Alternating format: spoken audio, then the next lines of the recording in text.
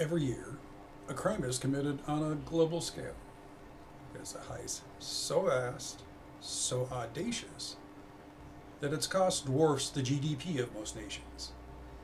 It is a theft of human potential, a silent robbery of creativity, passion, and ingenuity happening right now in broad daylight inside the walls of every organization. The price tag for this crime is $8.9 trillion. That is the annual cost of lost productivity due to employee disengagement, according to Gallup. This is not a soft number. It is a hard, cold calculation of the economic value that is being vaporized every day, every single day, because the vast majority of our workforce is showing up to work without really showing up at all.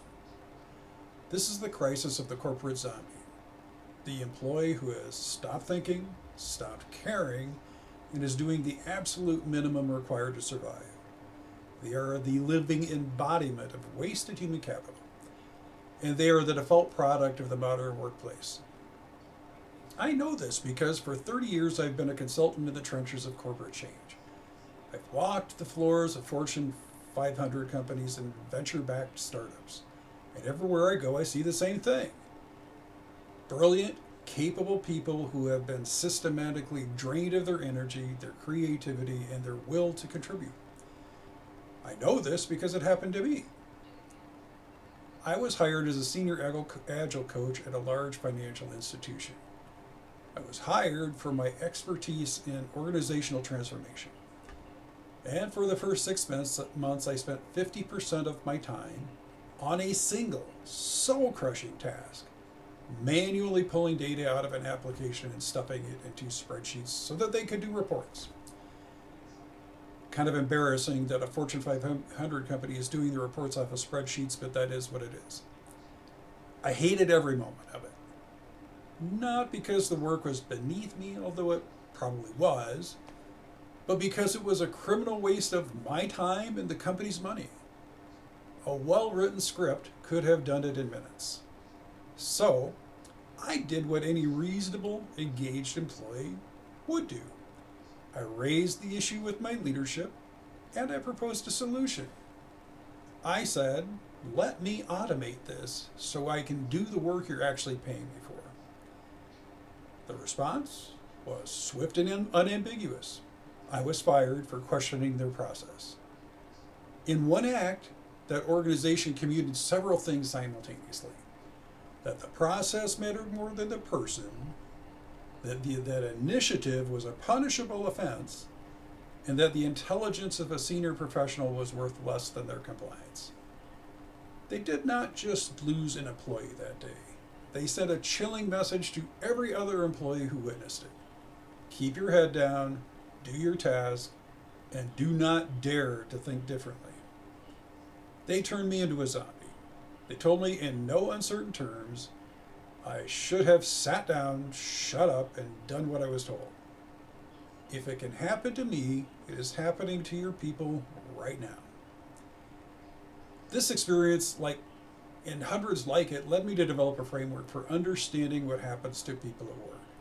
I call it the Z scale. At the bottom, you have the zombie. Their mindset is, my effort doesn't matter. They do the bare minimum. They avoid ownership. They resist change, and they deflect criticism. They shrug their shoulders and say, that's just how it is here. They are the 68% of the workforce that is actively or passively disengaged. One step up, you have the zoner. Their mind is, I just want to do my job. They are competent and reliable, but they stay in their lane. They focus on tasks, not outcomes. They do not challenge the status quo. They are the good soldiers of the corporate world. Then things get interesting. In the upper half, you have the zephyr. Their mindset is, I have a better idea. They're energetic, passionate, and full of ideas, but they often lack focus and discipline. They start many things, but finish few. They can be disruptive if their energy is not channeled. And at the very top, you have the zealot. Their mindset is, how do we make this better? They take ownership of problems and outcomes. They constantly seek to improve the system. They inspire and elevate others. They are the 1% of your workforce who drives 90% of the innovation. For 30 years, the dominant management philosophy has been to treat everyone like a zombie.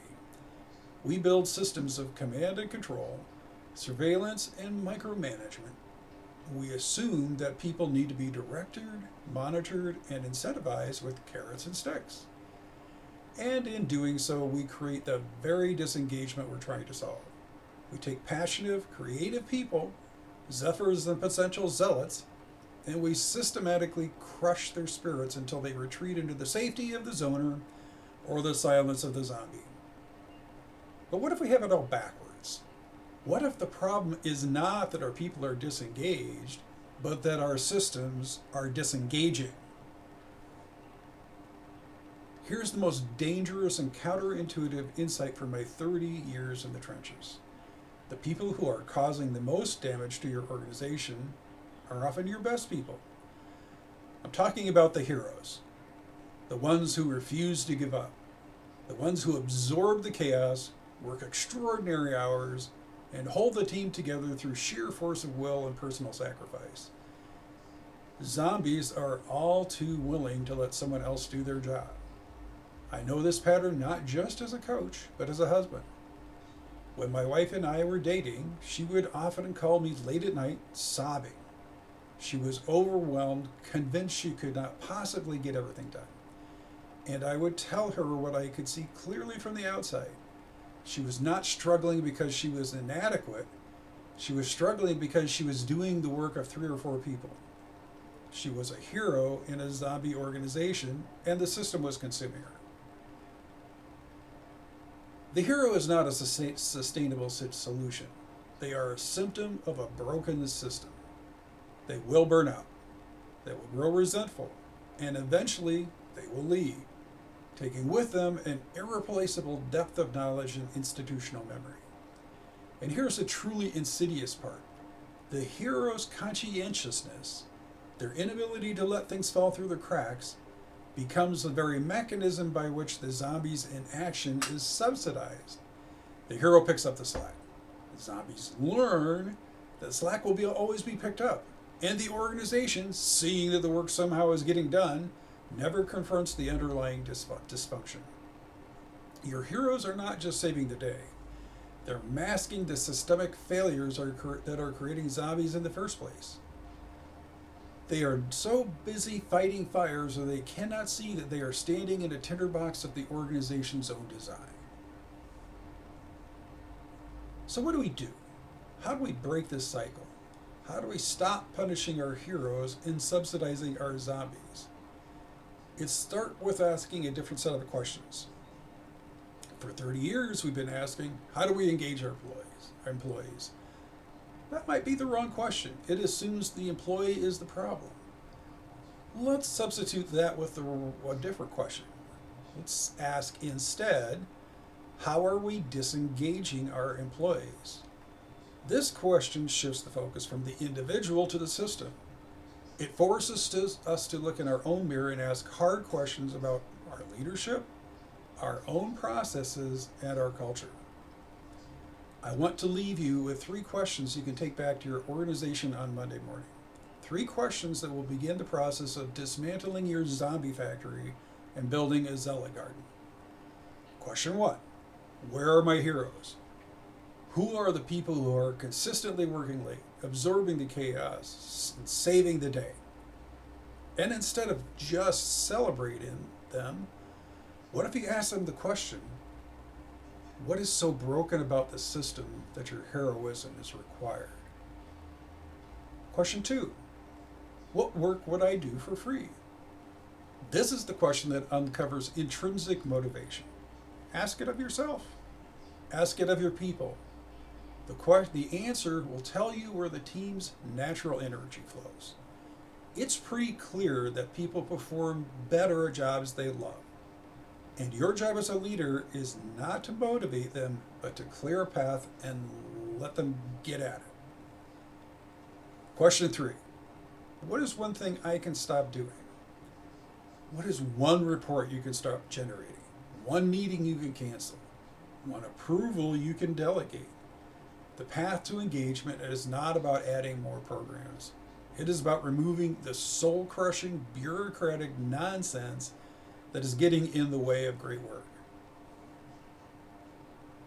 The crisis of engagement in the modern workplace is not just a business problem, it is a human crisis. And the act of creating zombies is not just a management failure, it's a moral failure. To knowingly perpetuate a system that crushes the human spirit is to be complicit in the $8.9 trillion heist. But the reverse is also true. To intentionally and consistently dismantle the zombie making machine is one of the most powerful moral acts a leader can perform. This is what it means to raise the dead. It's not a metaphor, it is the literal, observable process of a human spirit coming back to life. It is the moment a person stops seeing their work as a burden and starts seeing it as a vehicle for their purpose. That is a legacy worth building. That is a purpose worth pursuing. Thank you.